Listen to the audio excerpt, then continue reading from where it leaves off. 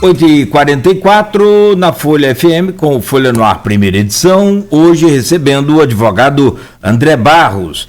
E nesse bloco, como pré-pautado aqui para o programa, uma visão sobre campos no geral, os ciclos econômicos, a volta dos garotinhos ao poder também, com o advogado André Barros. E eu volto com você, Aloysio Abreu Barbosa.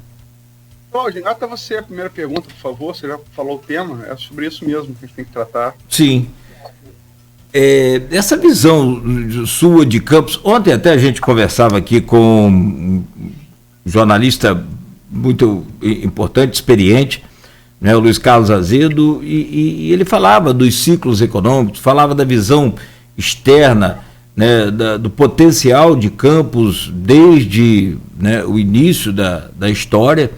E ele narrava sobre a questão do gado que vinha do Espírito Santo, chegava aqui, tinha que parar para engordar, e aí ganhava um volume de peso muito bom, e Campos, né, começou também através dessa pecuária.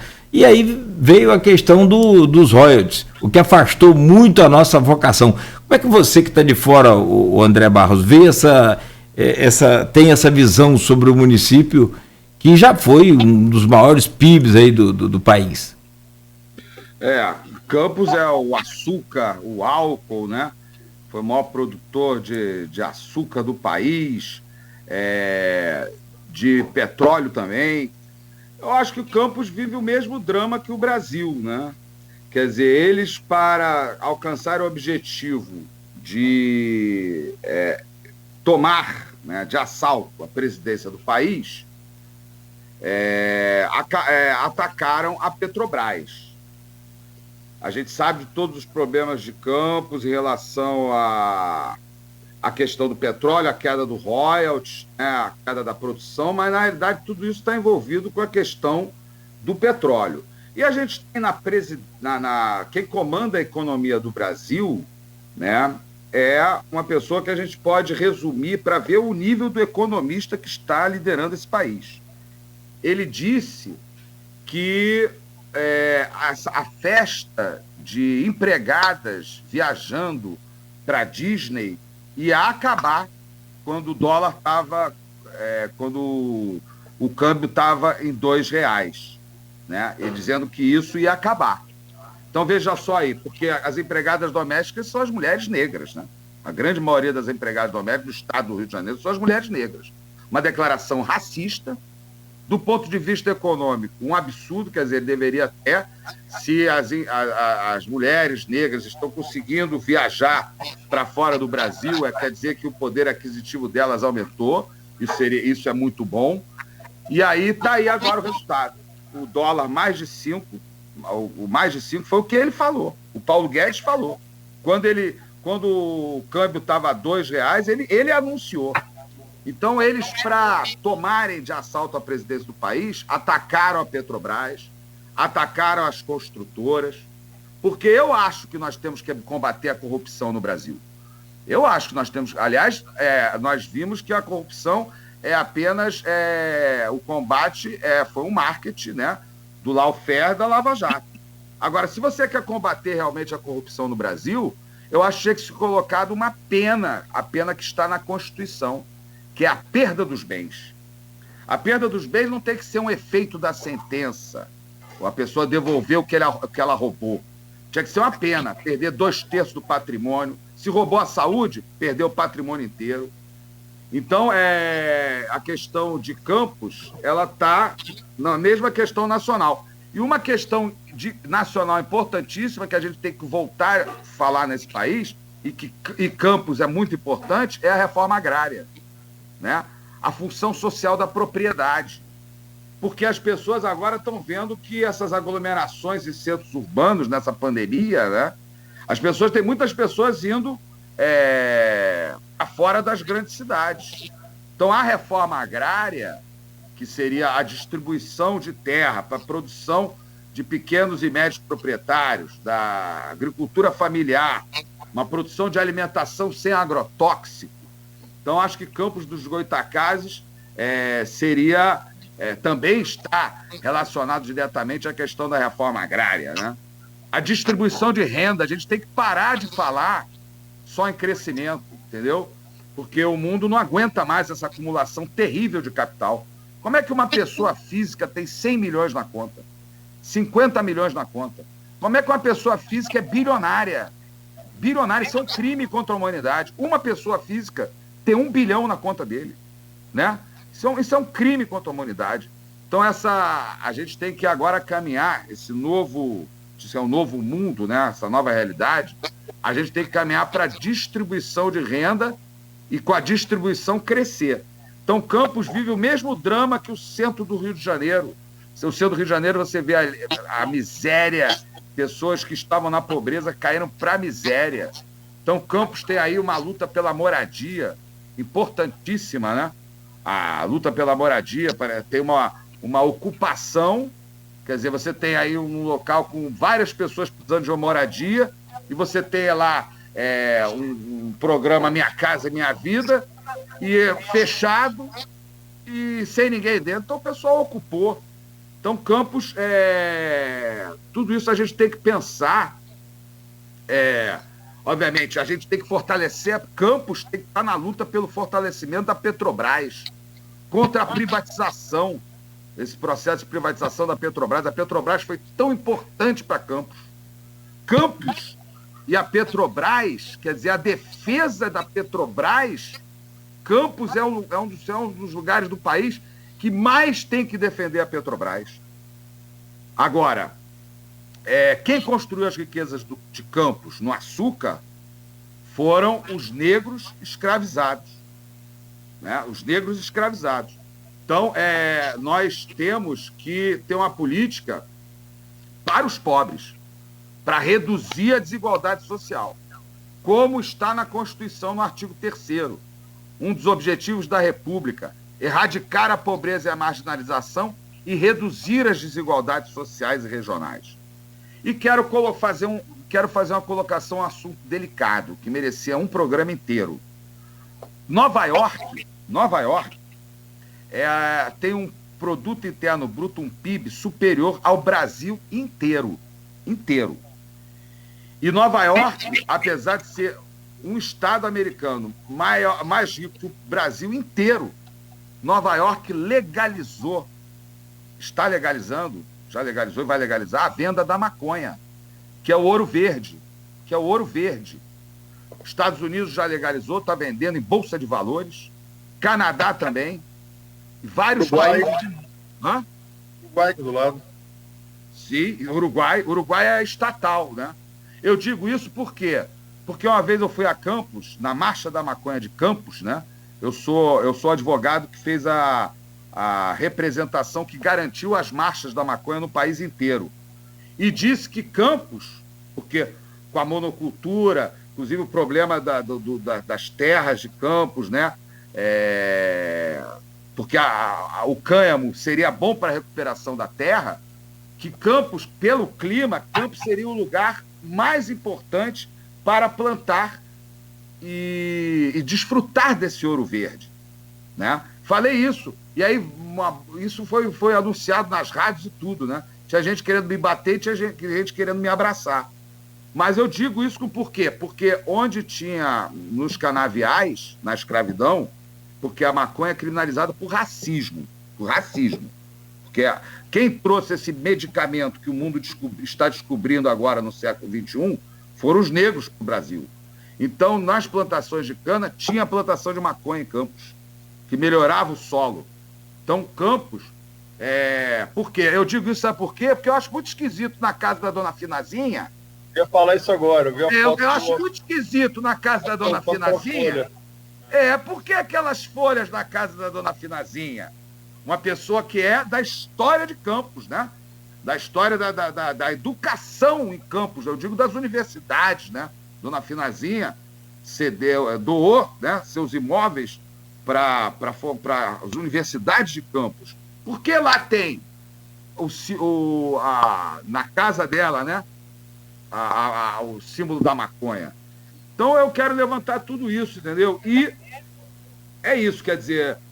E até dizer uma coisa, assim, independente do prefeito, né, o Vladimir Garotinho, não quero nem entrar na questão ideológica, se está certo, está errado, se é direita, se é de esquerda, nada disso. Eu posso fazer só fazer 3 apontamentos. Primeiro, na Bolívia, não foi o Morales que voltou, foi o candidato dele, o Luiz Acre. A segunda, para pontuar, é a questão de Amarildo 62. Como se falou a verdade. No segundo jogo do Brasil, a Tchecoslováquia, na época era Tchecoslováquia ainda, né? Depois, hoje separada da República Tcheca e Eslováquia. Deu um sem pulo, a bola bateu na trave, ele teve um estiramento na coxa, entrou Amarildo e Garrincha ganhou aquela Copa sozinho. E o Brasil faz a final com a Tchecoslováquia. Tinha um grande jogador chamado Mazopush, que foi um dos craques daquela Copa também. E a Vila Maria, que você está se referindo, é um palacete da Dona Finalzinha Queiroz, em que ela deixou em testamento para a primeira universidade que fosse implantada em Campos. Ele foi reformada, ficou um tempo sendo ocupada pela prefeitura. O primeiro governo do Garotinho e o início do governo Sérgio Mendes, eles funcionam, a prefeitura funciona na Vila Maria, vem a UENF e aí vira a Casa de Cultura Vila Maria. E realmente tem umas flores ali que parecem ser de cannabis sativa. Parece não. 7 pontas. É cannabis sativa. Enfim, perguntar para você, porque às vezes a visão de fora, todo distanciamento, ela às vezes pode ser mais precisa, pelo menos no sentido amplo, do que a visão de quem está dentro, né? Quem tá dentro do processo. Como é que você viu aí no Rio? Lógico que tem essa militância pessoal. Vocês tiveram a candidata aqui, Natália Soares, foi muito bem votada. Ficou em 5º lugar, foram 11 candidatos, ela surpreendeu, ela quase passou o prefeito, na época, que Rafael Diniz tentou a reeleição, muito pouco, é candidata debutante. Mas como é que você aí no Rio viu a volta dos garotinhos ao poder? Quer dizer, eles estão no poder desde 89, né? Não, 88, primeira eleição, né? 88, primeira eleição, desde 89, portanto, eles ficaram no poder até 2016, que teve derivações do garotismo, né? Arnaldo Viana, Mocaibe, que saem do garotismo, depois rompem. E teve 2016 o Rafael Diniz, que não é do garotismo, mas foi interregno de 4 anos, o governo foi muito mal avaliado e volta Vladimir. Como é que você analisa isso, André? Olha, assim, primeiro eu só não posso esquecer, a Natália foi candidata a prefeita de Campos pelo PSOL, né? É importante dizer que ela é uma mulher que ela é como a Marielle. Né? Só que viva, a gente tá com ela, nada vai acontecer com ela. Por quê? Porque a Marielle poderia ser hoje senadora da República, né? Uma governadora. Mataram covardemente a Marielle. Por quê? Porque a Marielle era uma pessoa da luta e sabia e falava muito bem, uma parlamentar que tinha uma grande oratória. Então a Natália, né? Ela é um ser político importantíssimo de Campos dos Goytacazes. E ela é nova, né? Tem muito futuro pela frente. E a questão do Garotinho, do Vladimir Garotinho, é óbvio que o Garotinho, ele começou toda a carreira política em Campos, né? Começou, na realidade, no esporte, né? No futebol. Mas começou toda a sua carreira política em Campos e é uma pessoa que se projetou a nível nacional, foi candidato a presidente do país, foi governador do estado, né? A esposa dele foi governadora do estado. Então, não é de surpreender que suas raízes em Campos sejam fortes. Então, aí está o Vladimir, filho do Garotinho, prefeito de Campos. Agora, eu acho que nesse momento que a gente vive no país, que aumentou a miséria, quer dizer, você aumentou o número de brasileiros com insuficiência alimentar, coisa que eu não sei o que é. Eu não sei o que é, eu sou uma pessoa de classe média. Insegurança alimentar, eu não sei o que é isso. Pessoas que não têm comida. E uma das coisas importantes, né? Não digo do Garotinho, eu digo o movimento que existiu no Brasil, né? De melhoria da situação das pessoas, que o Brasil tem que erradicar a miséria. Isso é a primeira coisa que esse país tem que fazer. A miséria são pessoas que sobrevivem com $2 por dia. Então, por exemplo, os restaurantes populares, que tinha em todo o estado do Rio de Janeiro. Perdão, só para perder, o André, Vladimir anunciou anteontem, para ser mais exato, anteontem, que vai reabrir o restaurante popular aqui em Campos no dia 7, com a presença de Cláudio Castro. A gente sabe, olha, se vão ter ganho político com isso não me interessa, entendeu? O que interessa é que esses restaurantes populares precisam ser reabertos. Na cidade do Rio de Janeiro, estão fechando, acho que fecharam quase todos. Quase todos. Tinha um na Central do Brasil, onde milhares de pessoas iam comer, com pouco, conseguiam R$1 para comer uma comida boa. Fecharam. Então, no Rio de Janeiro, várias pessoas em situação de rua. E a prefeitura está fechando os abrigos. Nós temos que, em Campos dos Goytacazes, em todas as cidades, nós temos que abrir os abrigos para pessoas em situação de rua. Nós temos que ter restaurante popular. Nós temos que ter moradia, apoiar as pessoas pobres que lutam por moradias, a luta que está acontecendo em Campos por moradia, né? A reforma agrária, Campos ainda tem muitos latifúndios. A gente tem que... O Brasil inteiro, um país... Como é que pode? Porque o Brasil, nós temos, independente de questões ideológicas, nos 4 países do mundo com grande extensão territorial e grande população. China, Rússia, Estados Unidos e Brasil, né? A Índia tem uma grande população, a Indonésia tem uma grande população, mas não tem a extensão territorial do Brasil. Vamos levar esses 4 aí. Brasil, Rússia, Estados Unidos e China. Independente da questão ideológica, o Brasil é um país com muita terra e até pouca gente, se a gente for comparar com a China. Até não pouca gente, mas tem uma grande população, mas inferior aos Estados Unidos, muito inferior à da China, maior que a da Rússia. Mas é o país desses grandes países do mundo onde a população está em pior situação. Então nós temos que ocupar o território brasileiro. A reforma agrária, ela precisa voltar a ser a pauta desse país, para a produção de alimentos sem agrotóxico, para a gente poder, inclusive, ter uma boa alimentação, todo o país. E Campos dos Goytacazes tem vários assentamentos em razão da reforma agrária, né? E acho que Campos tem essa luta, né? Como a defesa das comunidades quilombolas, né? Até para a defesa do meio ambiente, né? Porque são eles que protegem eles têm muita terra. Para começar, eles não são proprietários da terra.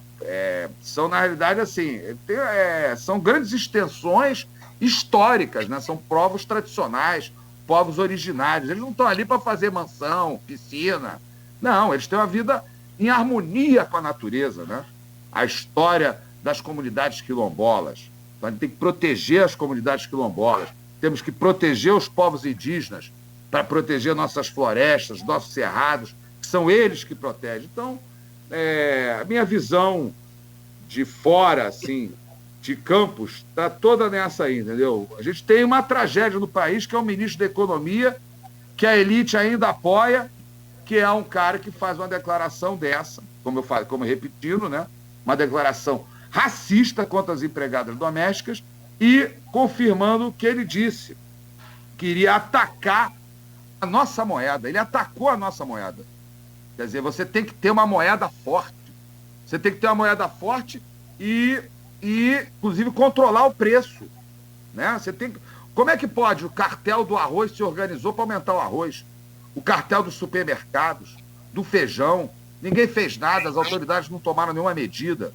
Então, a gente tem que ter uma moeda forte, o real forte e os produtos acessíveis à população, né? Nada disso foi feito. Nós estamos na mão de um genocida na presidência da República e um coautor no Ministério da Economia.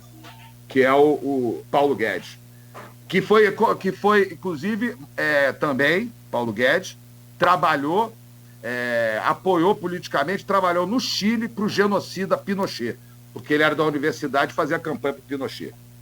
São esses que estão na presidência do país.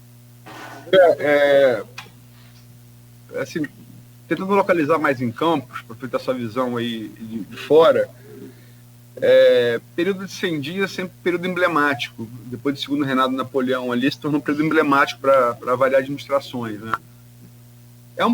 Logicamente, período precoce, né? 100 dias não permite você ter uma impressão muito duradoura, né? As coisas podem mudar, a tendência é que mudem. Mas você vendo de fora, se você tivesse que fazer uma... Eu sei que até a gente conversou antes da entrevista, eu até te dei uns contatos aqui de Campos, você já conhecia a gente de Campos, você conhece bem Campos, demonstrou isso no programa, até como um ouvinte colocou aqui. Mas acho que você se inteirou um pouco mais nesses dias, últimos dias, da política de Campos. Se você tivesse que fazer uma avaliação de 100 dias do governo Vladimir, de 0 a 10, que nota você daria e por quê?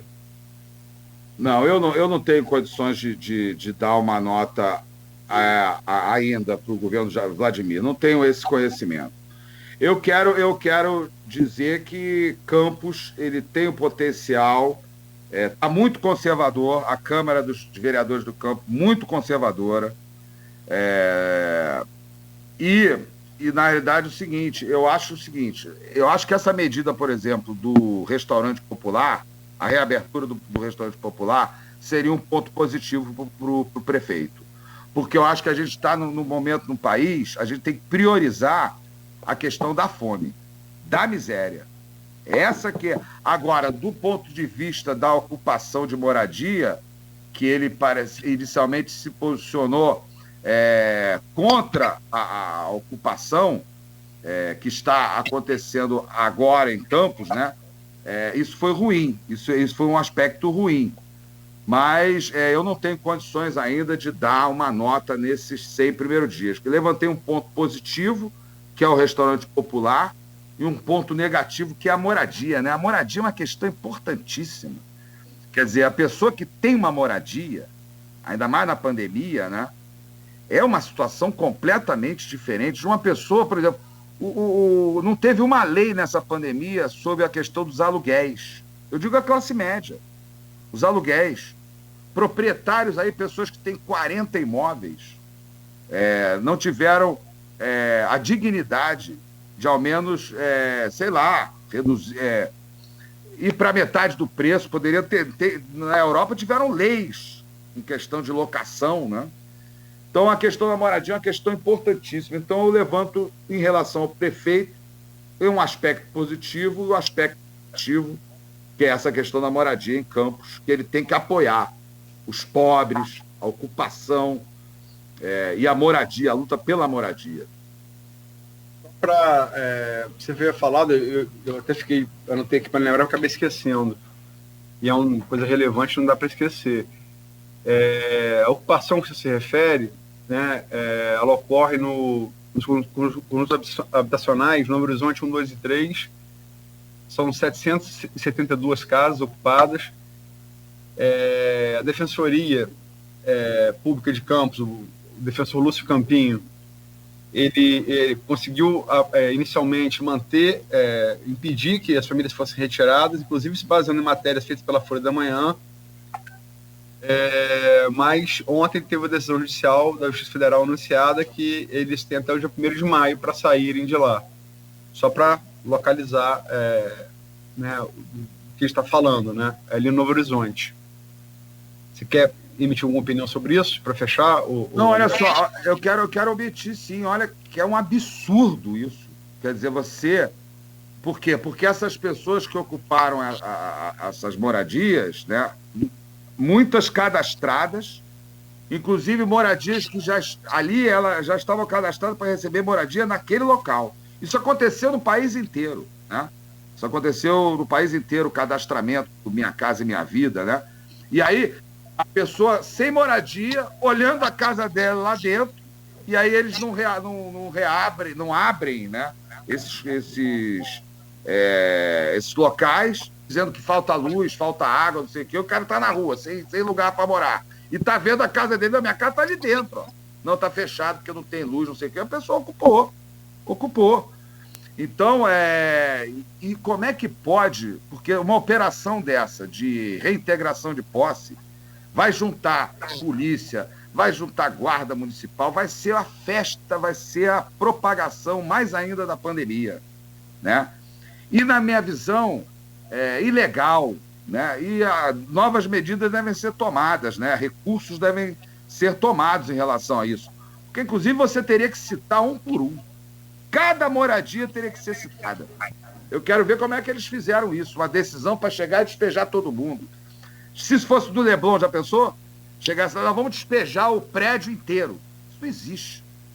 Cada um teria que ser citado. Cada pessoa que está no apartamento tem que ser citada para se defender, né? Então, eu acho assim, veja só, como é que pode, numa pandemia, ter uma decisão judicial dessa. Essa decisão, eu acho que ainda vai ser derrubada. Porque é uma operação perigosa para os moradores, para os policiais, para a guarda, para os funcionários, para todo mundo. Vai ser a propagação da pandemia. A decisão judicial tem que ser... essa decisão judicial tinha que ser a decisão da pandemia. A decisão da propagação do vírus.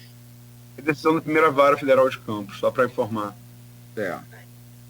E quem também, além da reportagem da Folha, quem também iniciou muito esse caso, que serviu de base para a defensoria, para inicialmente manter as famílias lá, foi revisto isso com a decisão judicial anunciada ontem, foi o blogueiro Gilberto Gomes. Tem blog no site da Folha, Folha 1, só para dar crédito devido aí. André, 9h11, passamos já mais de 10 minutos do horário de acabar o programa, foi um ótimo papo.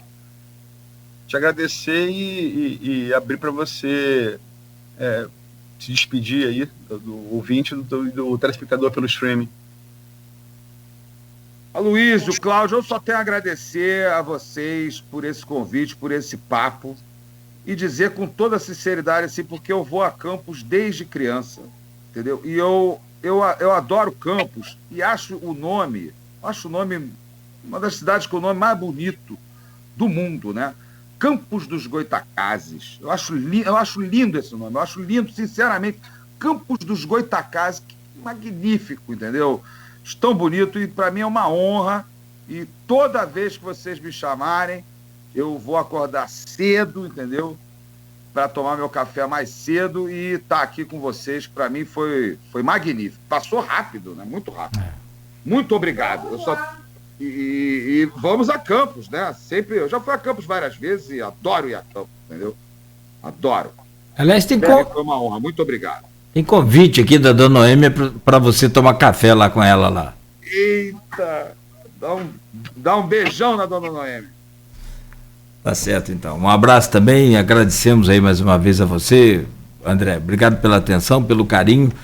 Um excelente dia aí, uma boa semana e enquanto o Botafogo não está na Sul-Americana, vai torcendo pro Fluminense aí. Grande abraço.